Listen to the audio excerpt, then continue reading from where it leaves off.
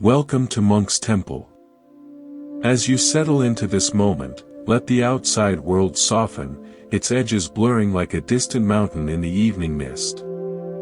Find a place of comfort, perhaps where you are right now, and allow your awareness to gently descend from the chatter of the mind to the quiet rhythm of the body. Feel the weight of yourself, supported. Notice the breath as it enters and leaves, not as a task to be performed, but as a faithful, constant companion. This breath is your anchor to the present, the only real moment you ever possess. And it is in this present moment that we begin to explore a profound, yet simple, wisdom passed down through the ages in the gentle teachings of Buddhism. It is a wisdom about a single word, a word of great power and greater peace, the word no. For 35 years, I have lived with and contemplated the sutras, the stories, and the silent teachings of the Buddha. In that time, a pattern of suffering reveals itself again and again, not in the grand tragedies, but in the quiet accumulation of small surrenders. We say, yes, when our spirit sighs, no. We agree, we accept, we add one more trivial thing to the heavy basket of our day, until our steps are slow and our gaze is fixed only on the ground before our feet, forgetting to ever look up at the sky. The Buddha's path is not one of adding more to this basket. It is the sacred art of setting it down, of sorting through its contents with compassionate hands, and keeping only what nourishes the soul. It is the practice of doing less not to achieve less, but to be more fully in what truly matters. The world shouts a different mantra. It equates busyness with worth, accumulation with success, and constant connection with fulfillment. It says, do more, be more, have more. But the Buddha, in his timeless clarity, pointed in the opposite direction. He taught that suffering arises from craving and clinging, from the endless yes to desires, distractions, and demands that are not aligned with our true nature. Peace, therefore, arises from letting go. From the courageous, gentle no. This no is not a rejection of life's beauty, but a refinement of our attention so we may perceive it more deeply. It is not a wall built out of fear, but a gate we consciously choose to close, so the garden of our inner life may grow in stillness. I recall a man who came to the temple gates many years ago, a businessman whose success was visible in his fine clothes but whose eyes held a hollow fatigue. He said to me, "Venerable, I have reached every goal I ever set. I have said yes to every opportunity. Why do I feel so lost?" He was like a ship that had sailed to every port on the map, loaded with cargo from each, but had never consulted his own compass. His hull was weighed down, his sails slack, adrift on a sea of his own accomplishments. He had never learned the navigational skill of saying no to a destination that was not his own. This is the quiet tragedy of the unexamined yes. We collect experiences, tasks, and possessions, but we lose touch with the experiencer, the doer, the self that dwells in quiet awareness. Buddhism invites us back to that inner self, and the first step on that return journey is learning what to turn away from. So, let us begin not with action, but with vision. Before we can say no with clarity, we must see with clarity. We must become like the clear mountain lake. When the waters are still and undisturbed, they reflect the moon and the stars with perfect fidelity. But when we constantly say yes to every ripple of distraction, every stone of obligation tossed into our depths, the surface becomes agitated, choppy, broken into 1,000 fragments. The reflection is lost. Our mind becomes that troubled water, incapable of reflecting the truth of what is important. The practice, therefore, is to become still. To allow the sediment of unimportant tasks, the churning of anxious thoughts, to settle. In that stillness, what is essential becomes unmistakably clear. It rises to the surface of your awareness, not because it shouts the loudest, but because it has the most substance. Your first no, then, is to the agitation itself. It is a no to the constant doing that prevents the deep seeing. In a village known for its intricate tapestries, there was a young weaver of great ambition. She wanted to create the most magnificent tapestry the world had ever seen, one that contained every color, every pattern, every story. She worked at her loom from dawn until dusk, her hands a blur. She would see a beautiful blue in the sky and rush to add it.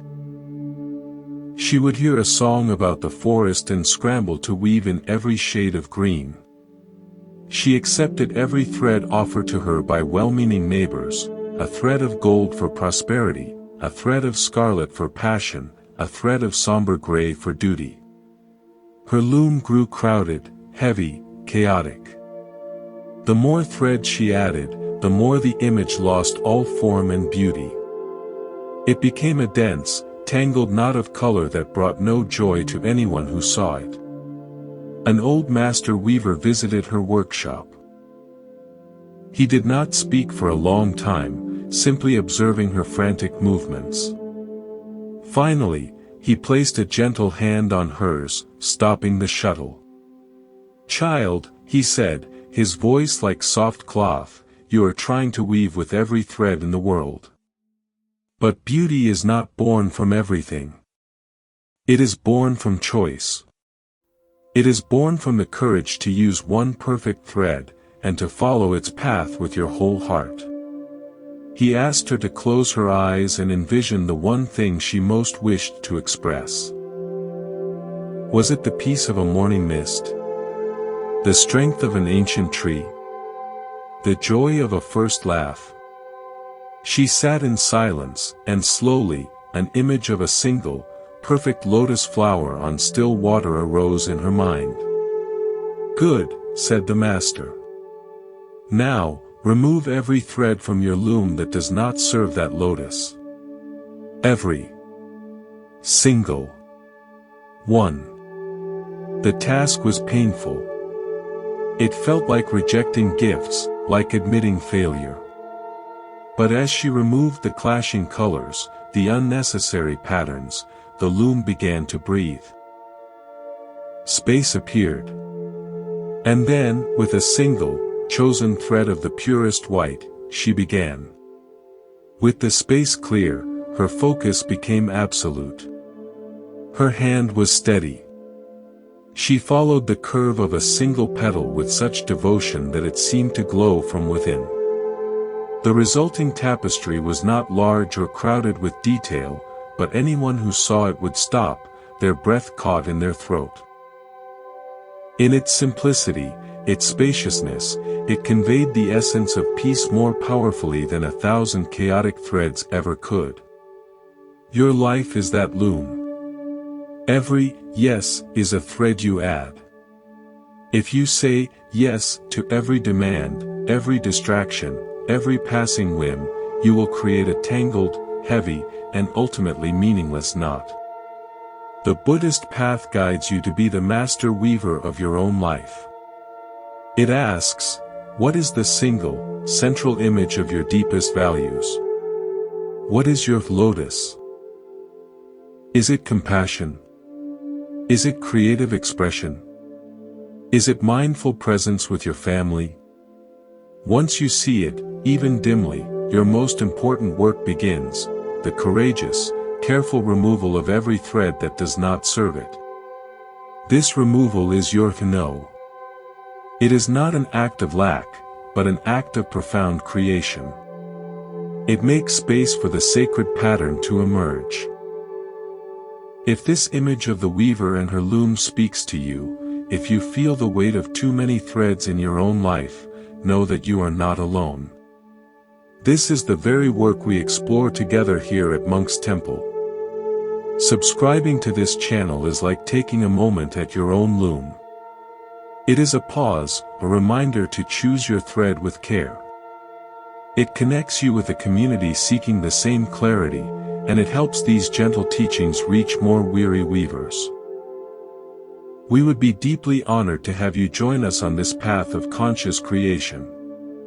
Having seen the vision of the weaver at her loom, understanding that a beautiful life is crafted not by accumulation but by sacred choice, we now turn to the very soil from which our choices grow, our own awareness. In the rich language of Buddhism, this is called sampajana, clear comprehension. It is the light by which we see the loom, the threads, and our own hands at work.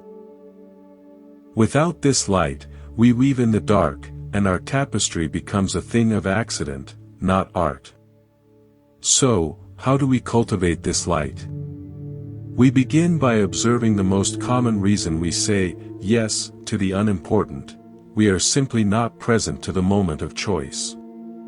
The yes escapes our lips, our fingers click the link, our body agrees to the task, all in a fog of automaticity. Imagine walking through a dense forest at twilight. You are lost in thought, rehearsing a past conversation, worrying about a future meeting. Your feet move, but you are not truly walking, you are elsewhere.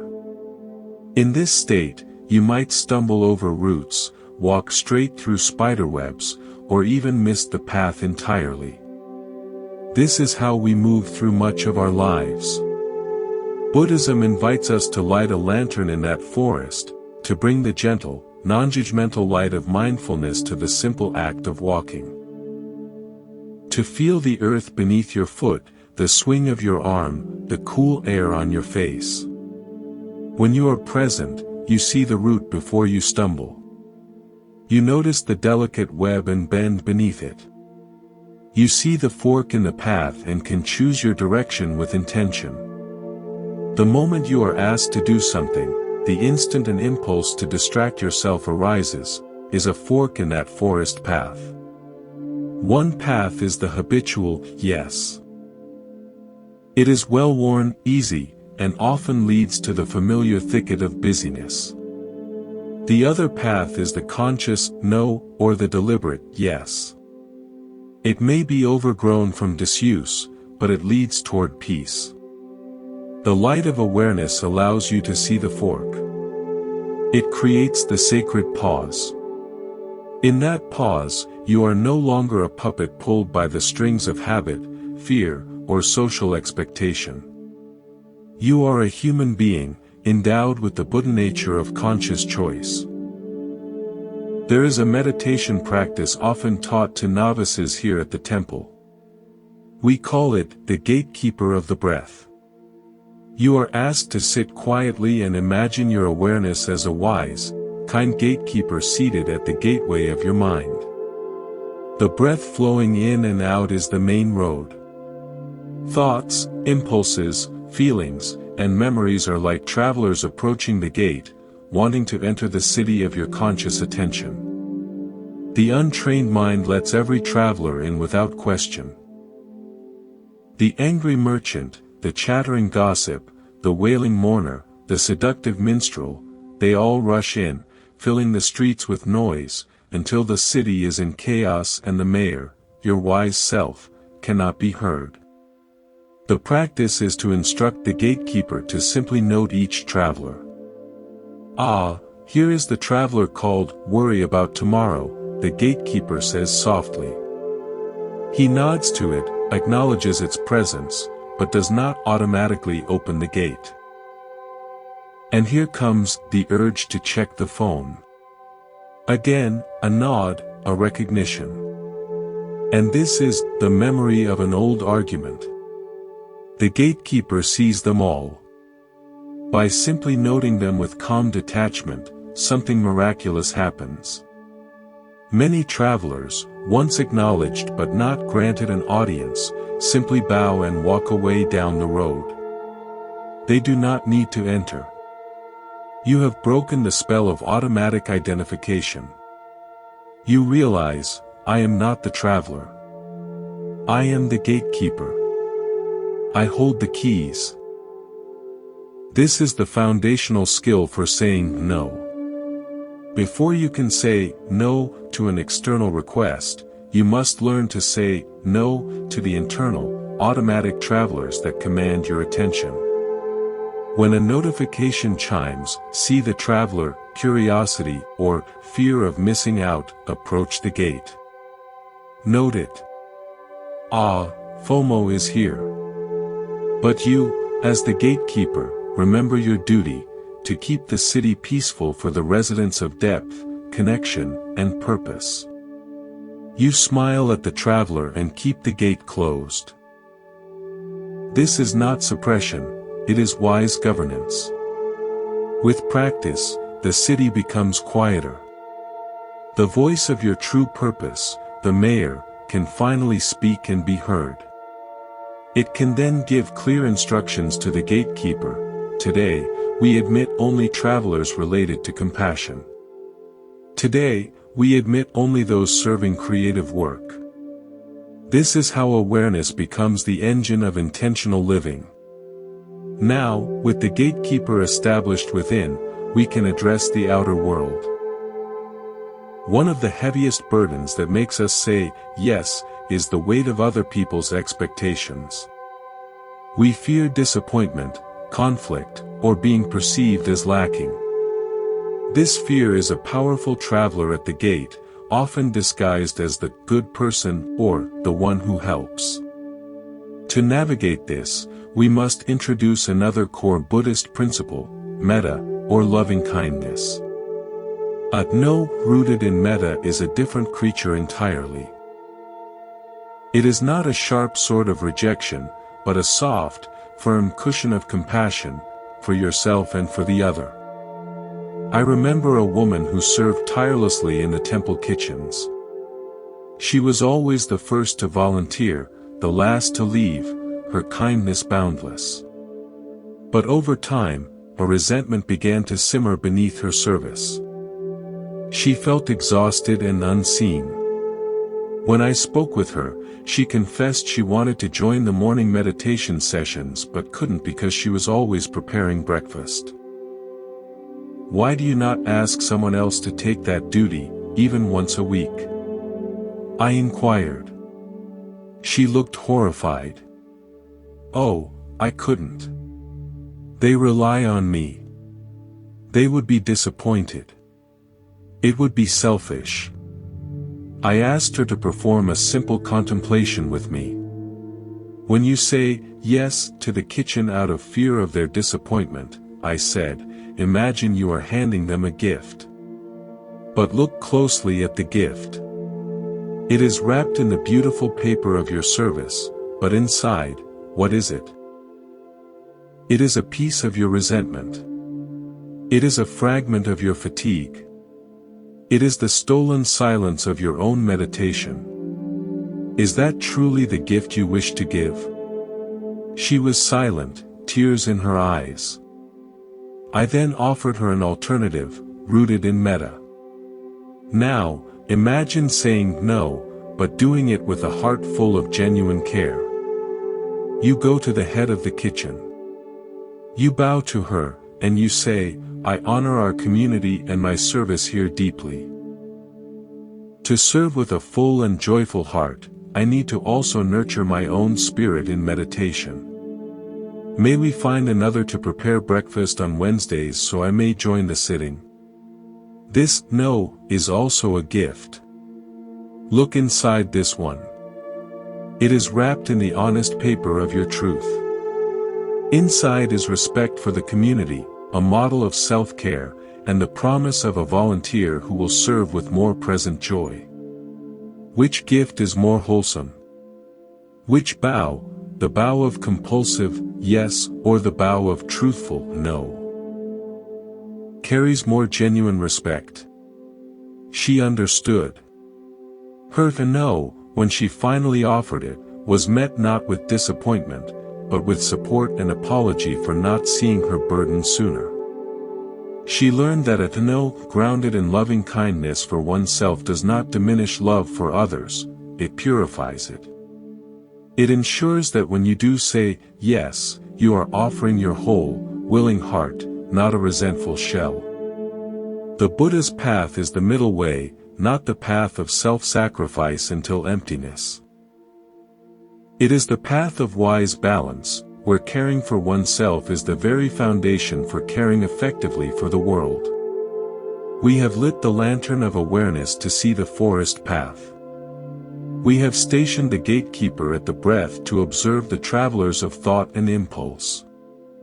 And we have contemplated the two bows, understanding that a no, woven with the thread of loving kindness can be the greatest gift of all. Now, we must turn to a powerful force that shapes our every yes and no, often without our conscious consent, the stories we tell ourselves. In Buddhism, we understand that the mind is a prolific storyteller. It spins narratives about who we are, what we must do, and what will happen if we don't. Many of these stories are fictions, passed down by culture, fear, and past experience. They are the invisible threads on our loom that we mistake for necessary parts of the pattern. There is a classic teaching about the second arrow. The Buddha said that when life shoots an arrow of pain, a disappointment, a request that strains us, a difficult circumstance, that is the first arrow. It hurts. But then, our mind often shoots a second arrow. This second arrow is the story we tell about the first. This always happens to me. I am incompetent because I find this difficult. If I say no, they will think I'm weak. This second arrow of narrative suffering is often more painful and more debilitating than the initial event. Our compulsive yes is frequently a flinching away from an anticipated second arrow. We say yes to avoid the story we tell ourselves about what a no would mean. Therefore, to master the art of the mindful no, we must become wise editors of our own inner narratives. We must learn to pause after the first arrow strikes, the request, the demand, the opportunity. And before we react, ask, what story am I about to tell? What second arrow am I preparing to shoot into my own heart? In a town famed for its stone sculptors, there was a young artist known for his skill but also for his paralyzing hesitation. He would acquire a magnificent block of marble, but then he would stand before it for weeks, unable to make the first cut. He was haunted by the stories of his peers. Remember Luca's masterpiece that cracked because he struck at the wrong angle? Recall Sophia's statue that was criticized for being too bold. He saw not a block of potential, but a gallery of ghosts, all the ways it could go wrong. The block remained untouched, a monument to his fear. An old master, seeing his struggle, brought him to her studio. It was filled not with many finished works, but with a few stunning pieces and many, many fragments of stone on the floor. She pointed to the fragments. These, she said, are not failures. They are the price of clarity. Each one represents a story I chose not to tell. This chip fell away when I realized the stone did not want to be a lion, but a sleeping cat. This piece broke off when I let go of my desire to impress the critics and listen to the shape within. She placed a chisel in his hand and guided it to a fresh block. The first no is not to the block, she whispered.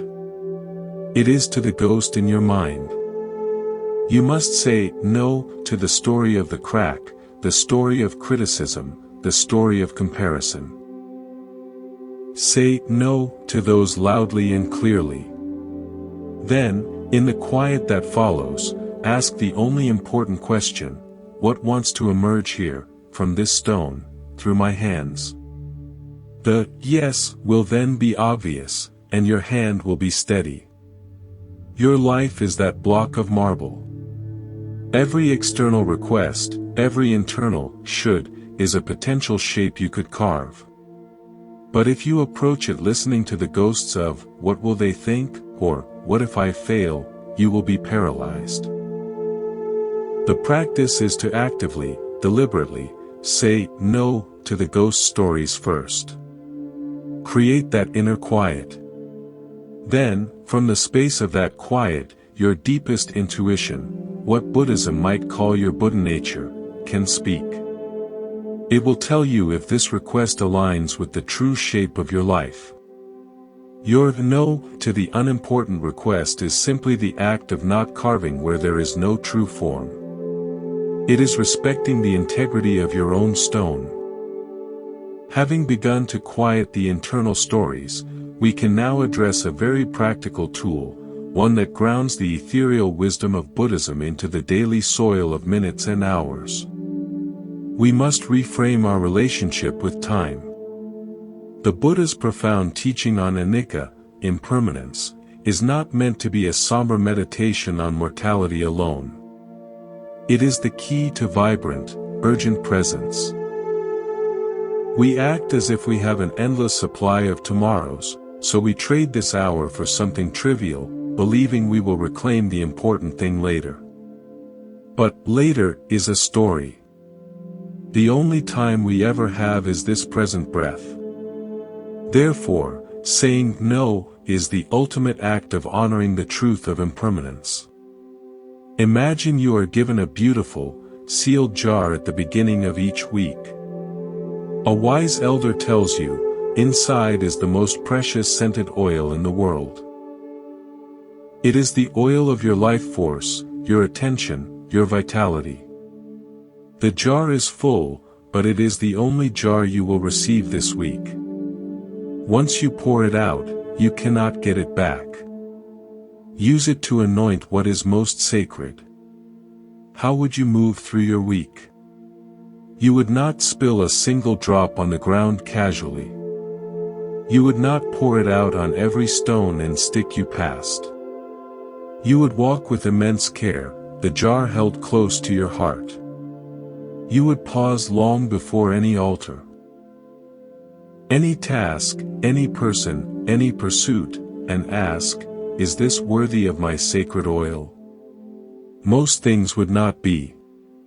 You would say no 100 times a day, not with resentment, but with reverence for the preciousness of the contents. And then, when you found the true altar, the quiet moment with a child, the work that expresses your soul, the meditation cushion, the act of profound kindness, you would pour freely, generously, knowing this is why the oil was given to you. This is not a metaphor. This is your reality. Your jar of waking hours and mental energy is filled each day. It is finite and non-renewable. The worldly mindset says, pour it everywhere. Be productive. Fill every moment. This leads to a life that smells of nothing in particular, a diffuse, wasted scent. The Buddhist mindset, honoring anicca, says, guard the jar. Be frugal. Anoint only the sacred. This creates a life with a profound and beautiful fragrance, the unmistakable scent of purpose and presence. Every time you say no to an unimportant task, you are not being rude or lazy, you are guarding a drop of precious oil for the true altar. You are living in alignment with the fundamental truth of existence, that this moment, and the energy it holds, is a sacred, vanishing gift. We have journeyed through the quieting of inner stories and the sacred guarding of our jar of precious time. Now, let us explore a principle from the heart of the Buddha's teachings that transforms the act of saying no from a personal boundary into a universal compassion. This is the principle of right livelihood and right action, aspects of the Noble Eightfold Path. Often, we think of these as pertaining only to our careers or major moral choices. but they apply with exquisite precision to our daily micro-choices. Every yes and no is an action. Every action plants a seed, or karma, that will bear fruit. When we say yes to an unimportant task out of fear or laziness, we are not merely wasting our own time, we are actively cultivating a world of distraction, scarcity, and inauthenticity. We are watering the seeds of busyness. Conversely, a conscious no is an act of radical integrity that sows seeds of clarity, space, and intention. Think of your sphere of influence, your home, your workplace, your circle of friends, as a small ecosystem. Your choices are like the weather in that system. If you are constantly stormy with overcommitment, rushed, and scattered, you create a climate of anxiety. Others feel it. They learn that your yes has little value because it is given to everything, and they may mirror your harried energy. But if you become a steady, calm presence who chooses engagements with mindful care, you create a climate of peace. Your deliberate no sends a subtle, powerful message. My attention is valuable. My time is precious. What we do together matters. This isn't arrogance, it is reverence for life itself. It gives others permission to honor their own time and purpose. Your conscious inaction can become a teaching for those caught in the whirlwind of yes.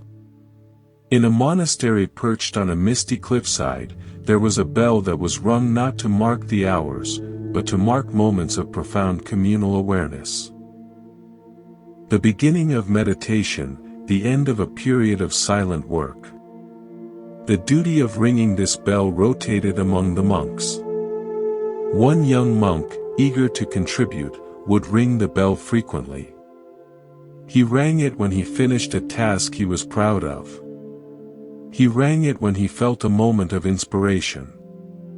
He rang it when the sunset was particularly beautiful. At first, the community tolerated it, but soon the constant, irregular ringing became a distraction. The special significance of the bell was being eroded by frequency. The abbot did not scold him. Instead, he gave the young monk a new duty, to sit beside the bell for an entire week, mallet in hand, but not to ring it once. His only task was to notice the impulses that arose to ring it. Note the feeling of accomplishment, the burst of beauty, the desire to share, the abbot instructed. But hold the silence. Let the community feel the absence of the sound. The first days were agony for the eager monk. His hand itched. So many moments felt bell-worthy. But as he sat, he began to notice something else. In the spacious silence between the scheduled rings, the monastery breathed more deeply. The monks moved with more innate rhythm. The true, scheduled rings, when they came, landed in the stillness with immense power, pulling everyone into a unified, present moment. He realized his many rings had been like pebbles constantly disturbing a pond, never allowing the water to become still enough to reflect the moon. His no to ringing, his conscious inaction, was not a lack of contribution. It was a higher form of service, the preservation of shared sacred space. Your life is filled with impulses to ring the bell, to send that email, to make that comment, to take on that project, to insert yourself into that situation. Many of these impulses come from a desire to be seen, to be useful, to avoid the stillness. But what sacred space might you be disturbing? What collective peace might you be fragmenting? The practice of right action asks us to consider the ecosystem. Is this, yes, truly for the benefit of all, or is it for my own fleeting need? Often, the most compassionate, wise, and ecological act is to hold the mallet and not strike. To offer the gift of your quiet presence instead of your noisy participation. This is a profound no that speaks volumes in its silence. Now, let us apply this to a very modern challenge, the digital world. Here, the unimportant things are infinite, shiny, and engineered to hijack our gatekeepers' attention. Saying no here requires a strategy rooted in Buddhist monasticism, the creation of intentional boundaries, or sima in Pali. In a monastery, certain areas are delineated as spaces for certain activities, the meditation hall, the dining hall, the sleeping quarters. This physical boundary supports the mental intention. We must create digital and temporal sima for ourselves. A novice was struggling with his mind during meditation. It was constantly planning, remembering, fantasizing. He asked his teacher for help. The teacher gave him 2 empty bowls.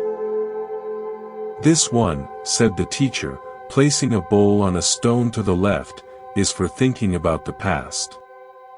This one, placing a bowl on a stone to the right, is for planning the future." He then pointed to a spot directly in front of the novice. "This space here, before you, is for the present moment, for the breath, for the body, for just sitting." Now, the teacher continued, "When a thought about the past arises, I want you to consciously, deliberately, imagine placing it in the left bowl. When a worry about the future arises, place it in the right bowl. Your job is not to empty the bowls. Your job is simply to keep the space in front of you clear." The novice began the practice. It was awkward at first, but soon he found a rhythm. A memory of home. Into the left bowl. A worry about tomorrow's chores. Into the right bowl. He wasn't fighting the thoughts, he was simply moving them out of his immediate, sacred space. Over time, the space before him, the space for the present, felt wider, cleaner, easier to inhabit. The bowls on the stones held his thoughts, but they did not dominate his awareness. Your devices are like those 2 bowls, constantly offering you the past, social media memories, old messages, and the future, news, plans, alerts. To say no to digital distraction, you must consciously create the clear space in front of you. This means having literal sima. From 7 to 8 p.m., this space, my chair, is for reading. The phone bowl is in another room. From 9 to 10 a.m., this space, my desk, is for deep work. The browser bowl is closed. You are not vowing to never check the bowls. You are simply, deliberately, moving them out of your sacred present space for a protected period. You are the novice gently saying, "Not in this space, not in this time." This ritualized no builds the mental muscle of intentionality. It transforms your environment from a source of demand into a container for your purpose. We have learned to guard our precious oil, to become silent bell ringers, and to create clear spaces by moving our digital bowls aside. These practices build a foundation of inner order. Yet, a great obstacle remains for many, the belief that to say no is to be selfish. This is perhaps the most tenacious ghost story in our mind's gallery. We have been culturally conditioned to believe that self-denial is virtuous, and that prioritizing our own peace is a form of neglect. The Buddha's wisdom offers a radical, beautiful correction to this. The path does not end with self-sacrifice, it begins with self-understanding. You cannot draw water from an empty well to give to others. To offer genuine compassion, patience, and presence to the world, your own well must be full. Therefore, the mindful no is not the end point of selfishness, but the very foundation of selfless service. Consider the teaching of the two strings of a lute, an instrument the Buddha often used in metaphor. If the string is too loose, it produces no sound. If it is too tight, it snaps. Only when it is tuned to the right tension, neither too loose nor too tight, can it produce a beautiful, harmonious note. A life of constant yes is a loose string. It lacks the tension of purpose, the defining edges that create a clear tone. Your energy dissipates into a formless hum. A life of harsh, rigid no born of aversion is a tight string, brittle and ready to break. But that no born of wisdom is the tuning key. It adjusts the tension of your life just enough to allow your true note, your unique contribution, to resonate clearly and beautifully. This tuning is not selfish, it is necessary for the music. Without it, you have nothing of value to add to the symphony of life. In a valley between two villages, there was once a river that could only be crossed by a bridge made of bundled reeds. It was maintained by an elderly keeper. His rule was simple: only one person could cross the bridge at a time. The reeds were strong, but their strength was in their flexibility and in not being overloaded. For generations, villagers crossed safely by waiting their turn. One season, a great festival was announced in the East Village. Excitement was high, and people from the West Village rushed to the bridge, eager to cross. A young man, frantic not to miss the opening ceremony, begged the keeper. "Please. Let 4 of us cross together. We are light and quick." The old keeper shook his head. "The rule is not about weight," he said gently. "It is about integrity. The bridge holds one. It is designed for one. But the festival is for everyone. This rule is selfish. You are keeping joy from people," the young man argued. The keeper, with infinite patience, said, "If I say yes to you, and the bridge bows and breaks, then no one crosses. Not today, not for many days while we rebuild. My no is not keeping joy from you. It is keeping the possibility of joy alive for all. My no protects the structure that allows every single yes to happen safely, one by one." The young man, shamed, waited his turn. As he crossed alone on the sturdy, springy reeds, he understood. The keeper's no was the most generous act of all. It was a no to immediate gratification for the sake of sustained, safe passage for every soul who would follow.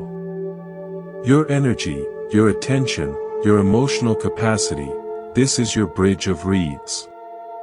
It is designed with a certain integrity. Its strength lies in its limits. When you say yes to every person who wants to cross it at once, every demand, every drama, every project, you are not being generous. You are risking a catastrophic collapse that will leave you unable to help anyone, even yourself. The wise keeper within you must sometimes stand firm and say, one at a time. This is the structure that allows me to serve. This no is an act of profound responsibility, not rejection. It honors the design of your being. It ensures you remain a stable, reliable bridge for those who truly need to cross, one meaningful connection at a time. Now, let us bring this wisdom into the realm of our deepest aspirations. We often say yes to the trivial because we have a vague, unspoken fear: if we focus on the important, we might fail at it. The unimportant is safe, it carries no risk to our ego. Spending an hour scrolling is safer than spending an hour writing the first page of a novel. Helping a colleague with a minor task feels safer than tackling the daunting, important project on our own desk. This is the fear that masquerades as productivity. Buddhism encourages us to cultivate viriya, or diligent energy, but it must be applied wisely. Diligence in weeding the garden is useless if you are neglecting to water the single, precious tree that bears fruit. A renowned archer visited a village and offered to teach. Many villagers came, eager to learn. He set up a single target and gave them all bows. "Aim for the center," he said. The villagers shot arrow after arrow. Most missed. Some hit the outer rings. They collected their arrows and shot again, growing frustrated, their quivers emptying. A young girl, however, just stood holding her bow, not shooting. The archer approached her. "Why do you not shoot?" he asked. "I am looking at the target," she said. "I see the wind moving the grass around it.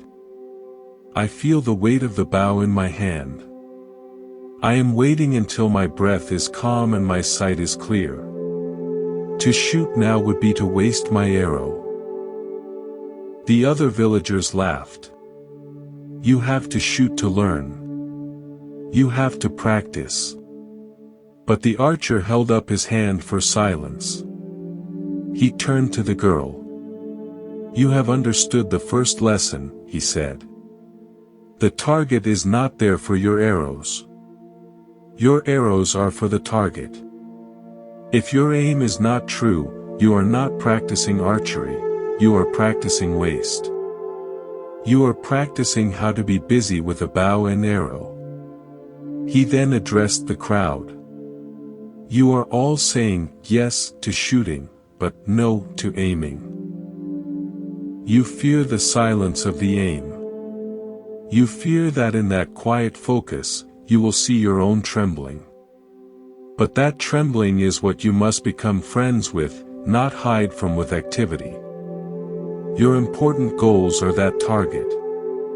The unimportant tasks are the arrows you fire hastily at anything else, just to feel the activity of shooting.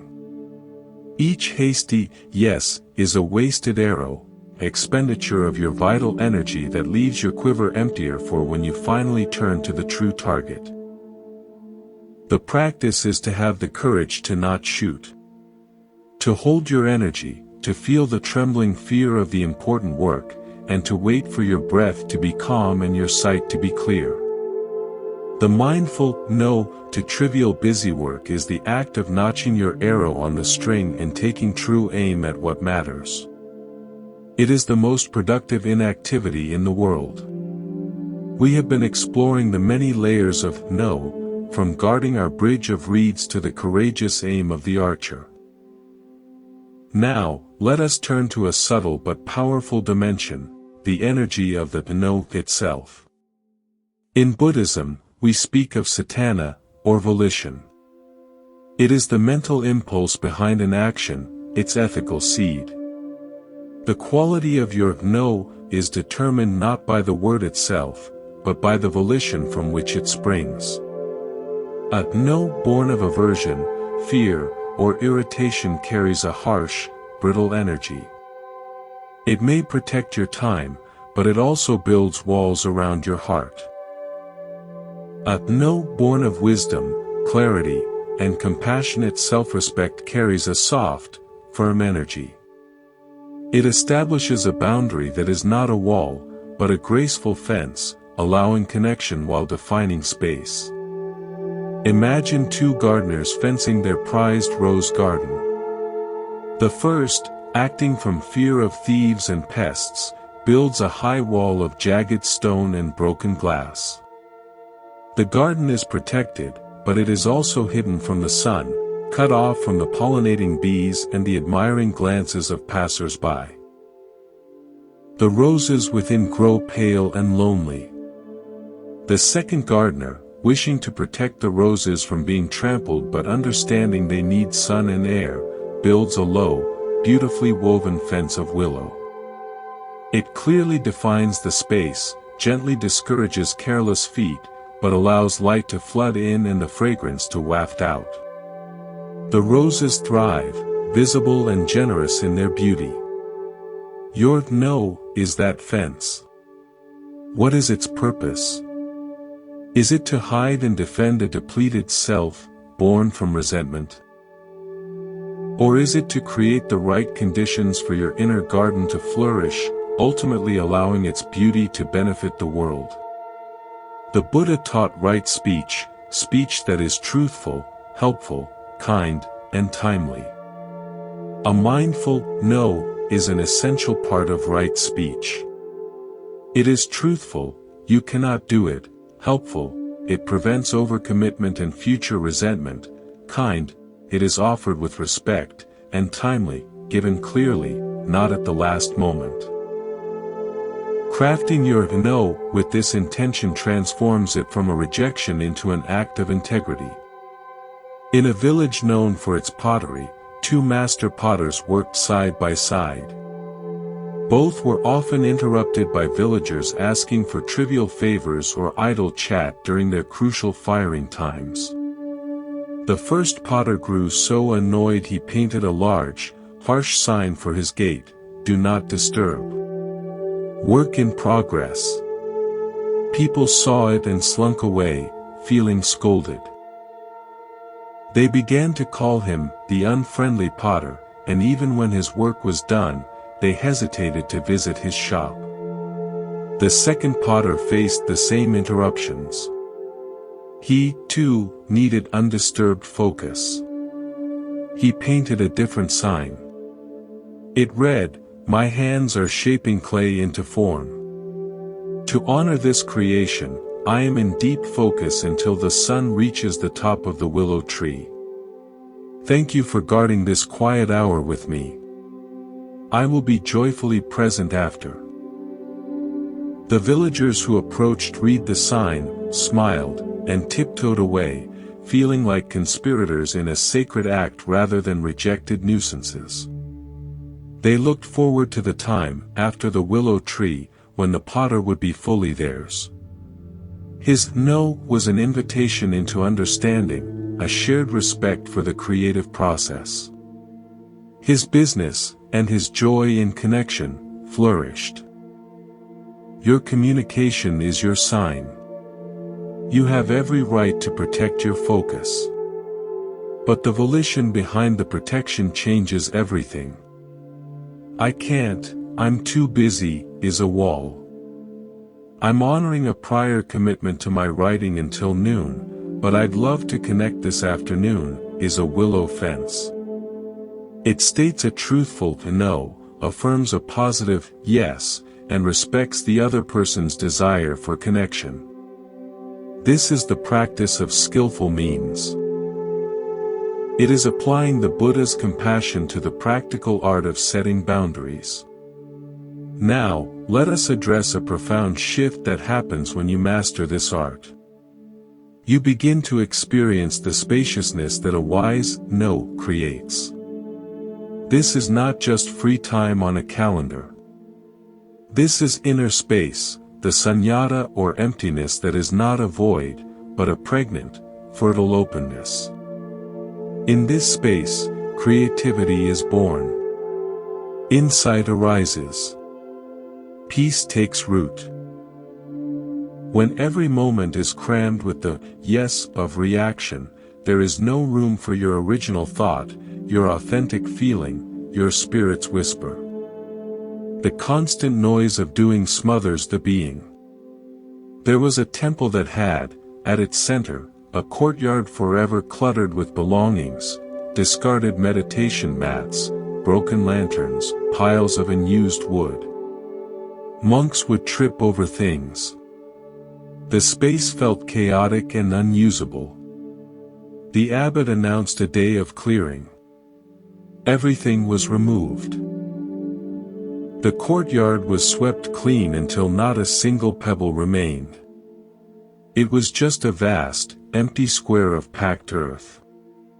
The monks gathered, expecting instructions to build something new, a pavilion, a garden. But the abbot said nothing. For days, the courtyard remained empty. At first, the monks felt uneasy. They would hurry across it, feeling exposed. But as days turned to weeks, something shifted. Children began to play there in the afternoons, their laughter echoing off the walls. In the evenings, monks would wander into the center and simply stand, gazing at the sky. One night, a full moon rose, and its light flooded the empty space, turning the earth to silver. The courtyard had become the most cherished place in the temple, not for what was in it, but for what it allowed: play, contemplation, the unimpeded fall of moonlight. Your mind is that courtyard. Every unimportant yes is a piece of clutter you drag into it. The practice of no is the sweeping. It is the creation of empty space. You do not need to immediately fill it with another important activity. Let it be empty. Breathe into that emptiness. This is where you meet yourself. This is where the moonlight of awareness can flood in without obstruction. The Buddha's path values this emptiness immensely.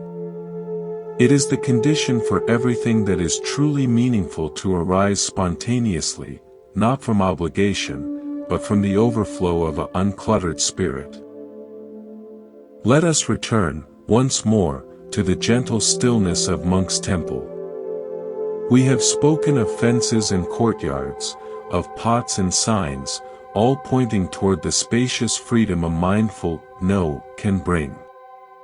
Yet, for many, a silent question persists: but what will I become if I start saying no? Will I become lazy? Will I become isolated? Will I miss out on my own life? These fears are the final, whispering ghosts in the mind's gallery. They stem from a deep, often unconscious, identification with our doing. We believe we are what we accomplish, who we please, what we consume. Buddhism offers the liberating truth of anatta, or not self. This is not a bleak denial of personality, but a profound understanding. You are not the collection of your yes and no's, your achievements or failures. You are the aware space in which all these comings and goings are observed. The practice of no is, ultimately, a practice in discovering who you are when you are not performing, pleasing, or producing. Imagine a deep, clear well. For years, you have only ever seen the surface of the water, disturbed by the buckets you constantly lower and raise, each bucket a task, a role. Yes. The water is always rippling, reflecting nothing clearly. You come to believe the well is the buckets, the splashing, the frantic drawing of water. Then, one day, you stop. You let the buckets rest. You sit at the stone rim and simply gaze down. It takes time for the ripples to subside. But as they do, something miraculous appears. First, you see your own reflection, not fragmented but whole. Then, as you look deeper, you see past your own face, into the serene, infinite darkness of the well's depths, calm, cool, and utterly still. This is your true nature, beneath the busy surface. The no is the courage to let the buckets rest, to allow the ripples of habit to calm, so you can glimpse the profound depth that has been there all along. A scholar came to the temple, burdened by scrolls. He was a man who had said yes to every piece of knowledge, every theory, every debate. His mind was a library with no empty shelves. He sought the abbot, hoping to add Buddhist philosophy to his collection. "Venerable," he said, "please teach me everything. I wish to know all the sutras, all the commentaries, all the histories." He unrolled a vast, empty scroll, ready to take notes. The abbot said nothing. He simply gestured for the scholar to follow him to the hearth, where a small fire crackled. The abbot then took the scholar's empty scroll and, to the man's horror, held a corner to the flames. It caught fire. "What are you doing?" the scholar cried. The abbot held the burning scroll until half of it was ash, then dropped the remainder into the scholar's lap. "Now," said the abbot calmly, "you have space to write something true. Before, you had only the capacity to record. Now, you have the capacity to understand. A mind too full of yes is like that full scroll, it has no room for the fire of wisdom to catch." Sometimes, the first and greatest act of learning is to willingly burn away the unimportant to make space for a single, transformative insight. The scholar looked at the charred edge of his scroll, the blankness that now began where fire had stopped. For the first time, he felt not the anxiety of filling space, but the possibility of it. His lifelong yes to accumulation had been a no to depth. To truly know one thing, the nature of his own mind. He would have to say no to knowing 1,000 other, lesser things. This is the pivot. We fear that no will make us less, when in truth, it is the only thing that can make us whole. It burns away the clutter of identity built on external approval and busyness, creating a sacred emptiness where true understanding can be written. You are not your to-do list. You are the awareness that reads it. When you say no to half the items, you are not erasing yourself. You are clearing the page so your own essence can be read more clearly. Now, let us weave this understanding into the very fabric of a day. How does one live this when the world's demands are constant? We must embrace the monastic rhythm of intentional rhythm over reactive pace. A monastery's day is not dictated by external emails, but by internal bells that mark shifts in intention, from meditation to service to study to rest. Each bell is a collective no to one activity and a yes to the next. We can create our own personal bells. In a small town, there were 2 bakers. The first baker kept his ovens hot day and night. He said yes to every order, bread at all hours, custom cakes with short notice, pastries for last-minute events. His shop was always open, lights always on. He was constantly in motion, flour dusting his worried face. His bread was adequate, but often rushed. Sometimes undercooked, sometimes overdone. The second baker had a sign on his door, "Fresh bread at dawn." Closed for rest and preparation. His hours were limited, his menu simple. People grumbled at first. But at dawn, when his door opened, the aroma that poured into the street was intoxicating. His loaves were perfect, golden, crusty, with an airy, flavorful crumb inside. The secret was not just his recipe, but his rhythm. He said a firm no to the oven at noon. That time was for the dough to rise slowly, in its own time. He said no to the shop at night.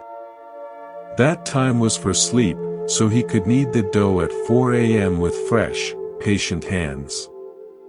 His no's were not rejections of business, they were essential ingredients in the bread itself. They created the conditions for quality that no amount of frantic yes could ever achieve. Your daily energy is your dough. It needs its rise time. It needs its rest. If you keep it in the oven of constant activity, it will never develop its full flavor and texture. The no to a late-night email is the baker closing his shop. The no to a distracting meeting during your deep work block is the baker protecting the dough's rise time.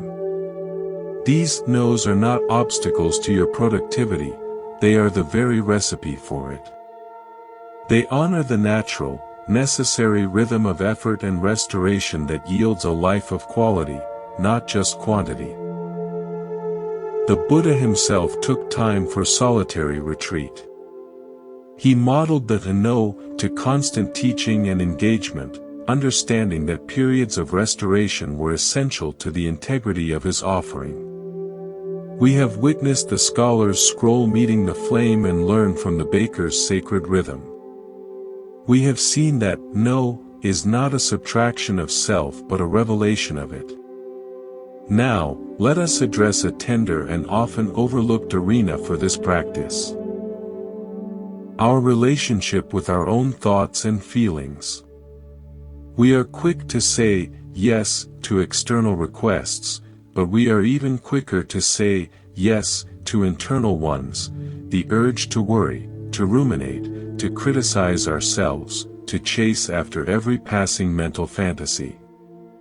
Buddhism teaches mindfulness of mind. This is the practice of relating to our own mental content not as a commander obeying orders, but as a spacious, kind witness observing the weather.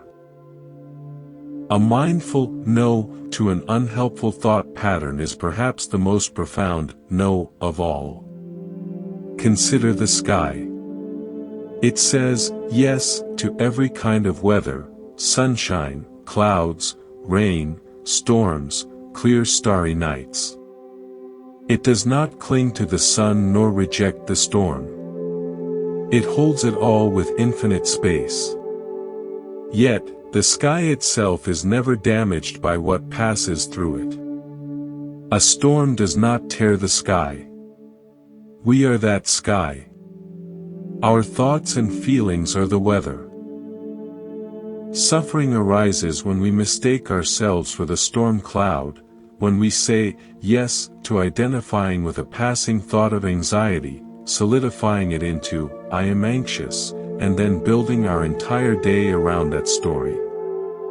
The practice is to learn to say no to that identification, while still allowing the weather to be. It is to say, no, I am not this cloud of worry. I am the sky that holds it. It may be here for a while, but it is not me, and it will pass. A ferryman worked on a great, muddy river, carrying passengers from one bank to the other. His little boat was easily filled. One day, a passenger boarded carrying a heavy, foul-smelling sack. "What is in there?" the ferryman asked. "Oh, just some old rotten fish," said the passenger. "I need to take them across." The ferryman frowned but said, yes. Soon, the stench filled the small boat. The journey was miserable for both of them. The next day, the same passenger returned with the same sack. Again, the ferryman, out of a habit of acquiescence, said yes. Again, the journey was awful. This went on for a week. Finally, the ferryman could stand it no longer. He said to the passenger, "You are welcome on my boat. But that sack is not. You must leave it on the bank if you wish to cross with me." The passenger was shocked. "But I need it," he protested. "Do you?" asked the ferryman. "What does it contain that is so vital?" The passenger opened the sack and looked inside. Well, it's just the same rotten fish. I suppose. I suppose I'm just used to carrying it. He looked at the sack, then at the clean boat, and made a choice. He heaved the sack into the river. The journey that day was clean, quiet, and pleasant. Your mind is the ferryman. Your recurring worries, grudges, self-criticisms, they are the sacks of rotten fish. You have carried them for so long you think they are part of your cargo, part of you. You automatically say yes to boarding them every day onto the boat of your present moment. The mindful no is the ferryman's firm boundary. You, the aware self, are welcome here. But this thought pattern, this old resentment, is not. It cannot cross with us today. You are not rejecting a part of yourself, you are rejecting unnecessary, putrid cargo that is spoiling the journey of your own life. You let it sink into the river of forgetfulness. This no requires discernment and courage, but it makes your inner boat light, clean, and fit for its true purpose, to carry you peacefully across the river of this day. From this place of inner clarity and unburdened space, we can now approach what may be the ultimate purpose of a mindful no, to make our yes utterly authentic and powerful. A yes that is chosen from a universe of possibilities is weak. But a yes that is chosen from a clear, consciously narrowed field is a force of nature. It is a yes that comes not from scarcity or fear, but from abundance and conviction. This is the yes that changes lives, that builds masterpieces, that forges deep connections. The Buddha's entire teaching could be seen as a framework for making our ultimate yes to awakening unshakable. Every wise no along the path strengthens that final, glorious yes. In a remote hermitage, there was a bell that was said to hold a perfect note within it, but it could only be rung once every 7 years. A novice was given the duty of guarding the bell.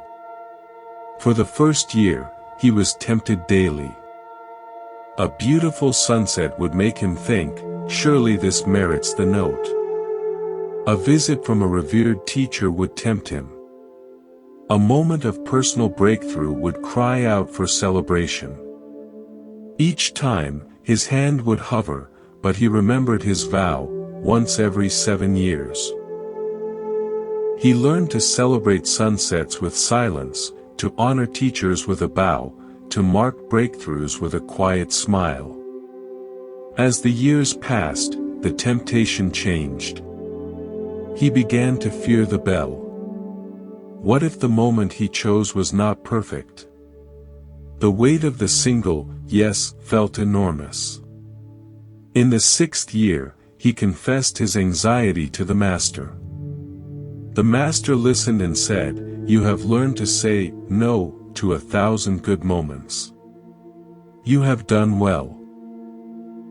Now you must learn that the final yes is not about a perfect moment outside of you. It is about the perfection of your own discernment.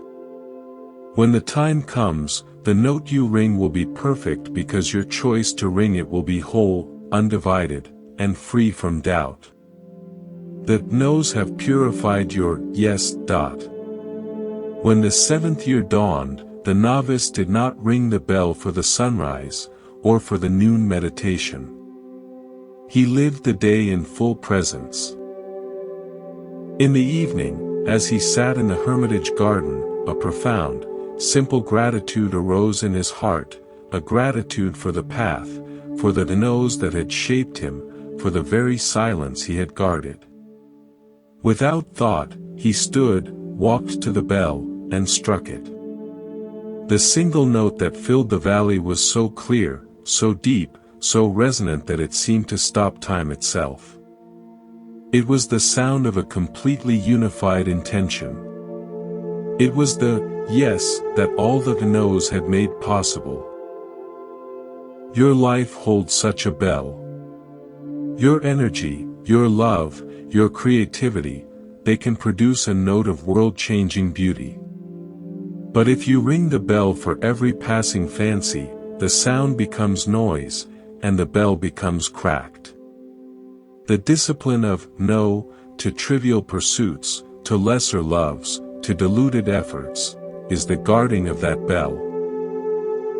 It ensures that when you finally choose to ring it, for the project that is your life's work, for the person you truly love, for the cause that captures your soul, your yes will carry the full, unmuffled, transformative power of your undivided being. This is the gift of the mindful no. It does not make your life smaller. It makes your commitments infinite. And so we arrive, dear friend, at the end of our shared contemplation, here in the timeless quiet of Monk's Temple.